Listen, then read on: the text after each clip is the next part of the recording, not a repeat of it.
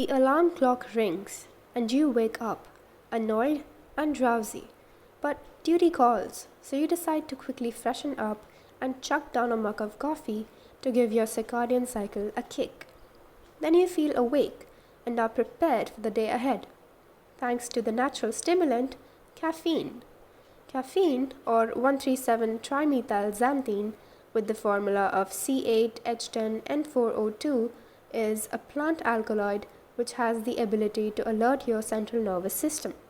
It has a half-life of 5 to 6 hours, which means if you consumed 100 milligrams of caffeine, 50 milligrams would remain in your system after this duration. Caffeine is commonly found in coffee, tea, energy drinks, and protein bars, but is also a component of some painkillers and cough syrups. It naturally occurs in cocoa beans, kola nuts, tea leaves, and a few more plants.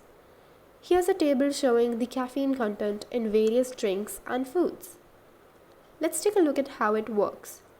When the body uses ATP, adenosine is left behind. Accumulation of adenosine induces sleepiness and slowing of heart rate. There are two main kinds of adenosine receptors, A1 and A2. Let's call A1 the wake receptor and A2 the sleep receptor. If adenosine binds to the wake receptor present on a neuron, it decreases its activity, and if it binds to the sleep receptor, it increases its activity. When we sleep, the brain replenishes energy and eliminates adenosine, and so we wake up feeling fresh. Caffeine works as an adenosine receptor antagonist, which means it has a similar structure to adenosine and can prevent it from binding to the receptors. By acting as an imposter and blocking its actions, caffeine leads to feelings of alertness and increased heart rate, and indirectly affects the release of norepinephrine, dopamine, acetylcholine, serotonin, glutamate, and gamma-aminobutyric acid. When we consume caffeinated products, the caffeine is rapidly absorbed from the gastrointestinal tract and enters the general circulation. It reversibly binds to plasma proteins and accounts for 10 to 30% of the total plasma. It is hydrophilic and so distributes freely into intracellular fluids.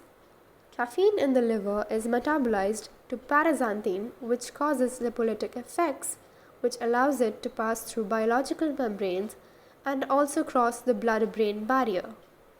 Phosphodiesterases are a diverse group of enzymes that hydrolyze cyclic nucleotides and regulate intracellular levels of second messengers like cyclic AMP, which transfer signals into the cells.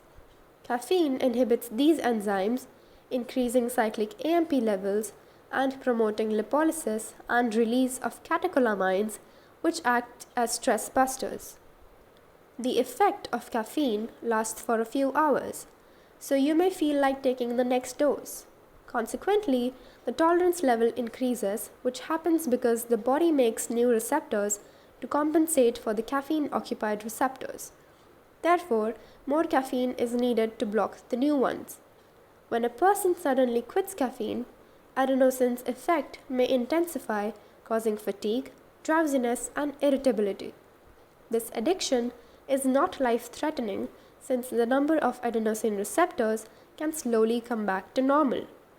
These receptors are also present in various organs.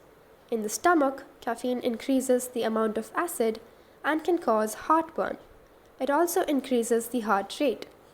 In rare cases, caffeine overdose can result in death due to convulsions or irregular heartbeat. Caffeine increases blood flow in the kidneys and causes diuresis. Overconsumption can cause dizziness and dehydration. Caffeine interferes with absorption and metabolism of calcium ions. This could cause osteoporosis.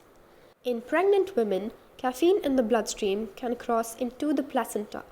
As a stimulant, it can increase the baby's heart rate and metabolism, but too much of it can cause increased risk of miscarriage. On the bright side, caffeine can decrease suicide and oral cancer risks. It can also enhance thinking skills and slow the mental decline that comes with age and lower the risks of neurodegenerative disorders like Alzheimer's and Parkinson's. It also appears to improve airway functions in our body. Caffeine, like any other drug, is a double-edged sword. So it's important to limit our usage. Up to 400 milligrams of caffeine per day is considered safe. So the next time you have your nth cup of coffee in a day, think twice.